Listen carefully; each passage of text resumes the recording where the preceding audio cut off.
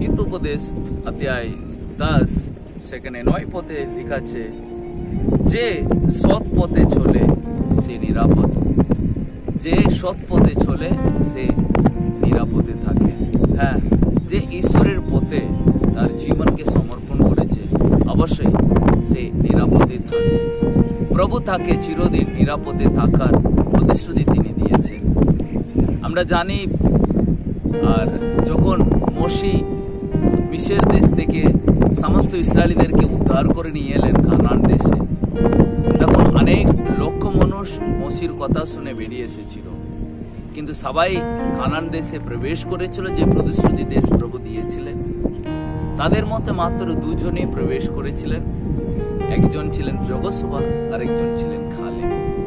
তাদের কথাটা যদি আমরা যাত্রা পুস্তকে যদি পাঠ করি, সমস্ত ইসরায়েলীরা মোশির বিরুদ্ধে এবং ঈশ্বরের কথার বিরুদ্ধে তারা অনেক রকমের কথা তুলেছিল। তারা অবিশ্বাস করেছিল প্রভুর প্রতিশ্রুতিকে, কিন্তু যহোশুয়া এবং কালেব প্রভুর প্রতিশ্রুতিকে তারা বিশ্বাস করেছিল।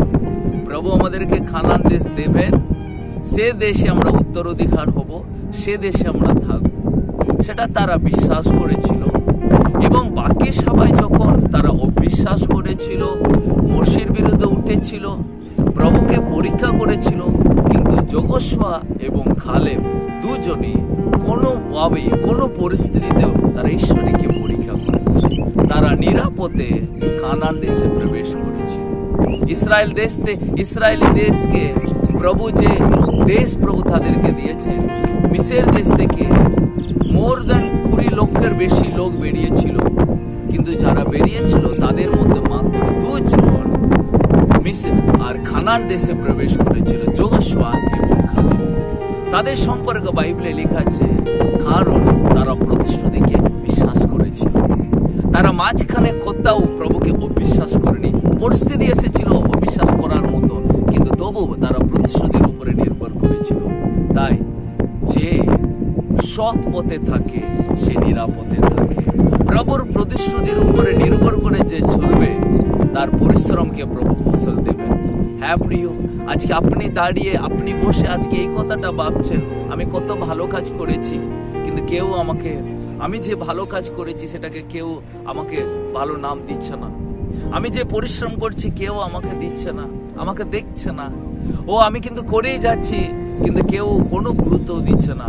প্রিয়, প্রভু যীশু খ্রিস্ট আপনার পরিশ্রমের ফসল আপনি দেবেন।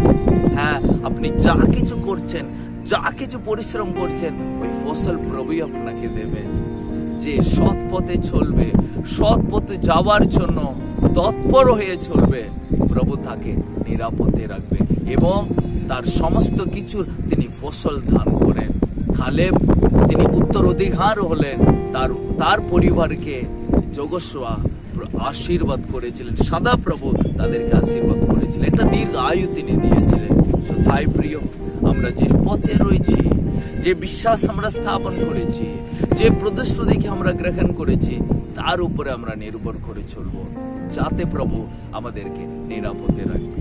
So God bless you. প্রভু এই বাক্য দিয়ে আপনাকে আশীর্বাদ করুন।